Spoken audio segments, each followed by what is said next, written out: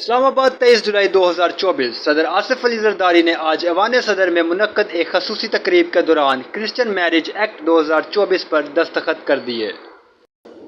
یہ ایکٹ مسیحی مردوں اور عورتوں کے لیے شادی کے قابل عمر کو 18 سال کرتا ہے۔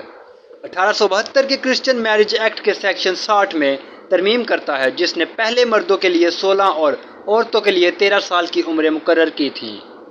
تقریب میں اپنے خطاب میں صدر زرداری نے پاکستان میں اقلیتی برادریوں کے لیے مساوات کی اہمیت پر زور دیا اور سرکاری ملازمتوں میں اقلیتوں کے لیے ملازمت کے کوٹے میں اضافے کی وکالت کرنے کے اپنے ارادے کا اعلان کیا۔ تمام محکموں میں اقلیتوں کے لیے کوٹا میں اضافہ کیا جائے۔ انہوں نے اس بات کی تصدیق کرتے ہوئے کہا کہ اقلیت پاکستان میں مساوی حقوق کے ساتھ مساوی شہری ہیں۔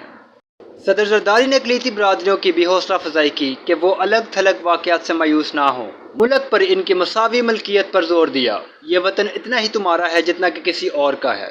تقریب میں وفاقی وزیر برائے مذہبی امور، بین المذاہب ہم آہنگی کے وزیر، سیکریٹری، مسیحی برادری کے افراد اور اعلیٰ سرکاری افسران نے شرکت کی۔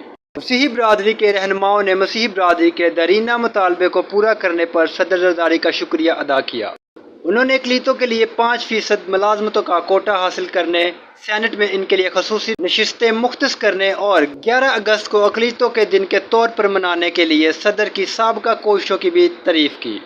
کرسچن میرج ایکٹ 2024 پر دستخط پاکستان میں اقلیتوں کے لیے مساوی حقوق اور مواقع کو یقینی بنانے کی جانب ایک اہم قدم ہے۔